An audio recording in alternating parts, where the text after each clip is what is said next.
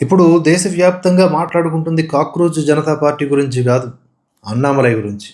ఎందుకు ఈ మాట అంటున్నానంటే, ఎక్కడో అమెరికాలో కూర్చొని అభిజిత్ డీపీకే అనేటోడు ఆమ్ ఆద్మీ పార్టీకి సంబంధించినోడు యాక్చువల్లీ.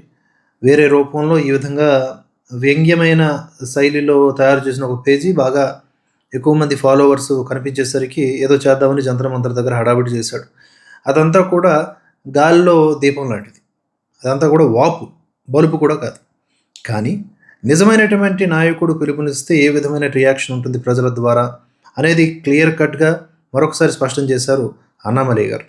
ఎందుకు అంటున్నానంటే ఆ మాట, తమిళనాడు రాష్ట్ర భాజపా మాజీ అధ్యక్షుడైనటువంటి అన్నామలై పార్టీకి రాజీనామా చేసిన 24 గంటల్లోనే తన సంస్థకు సంబంధించినటువంటి ఒక సభ్యత్వం విషయంలో సంచలనం క్రియేట్ చేశారు.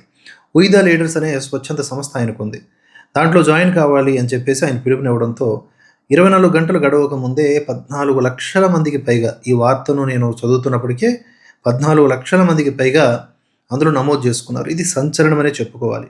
ఎందుకంటే ఒక ఇన్‌స్టాగ్రామ్ పేజీనో, ట్విట్టర్ ఖాతానో ఫాలో అవ్వడం చాలా ఈజీ.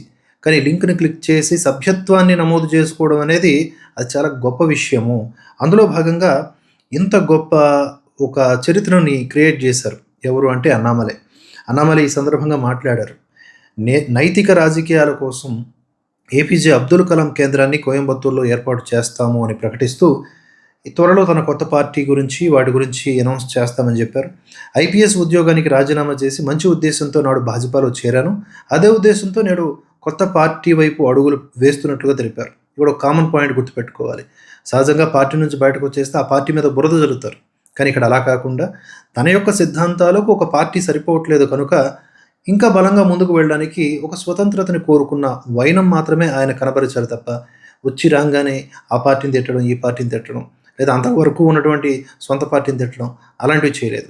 ఇది ఎంతో నైతికతని కనబరుస్తున్న విషయం, పరిపక్వతను కనబరుస్తున్న విషయం.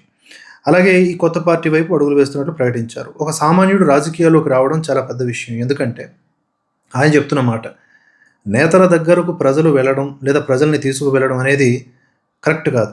రాజకీయాలనే ప్రజల వద్దకు తీసుకువెళ్ళాలి. ఆ ఉద్దేశంతోనే, అలాంటి ఆలోచనలతోనే ముందుకొస్తున్నట్లుగా ఆయన చెప్పారు. సంప్రదాయ వంశపారంపర్య రాజకీయాలను అంతం చేయాలి అనేది ఆయన లైన్‌గా కనిపిస్తోంది.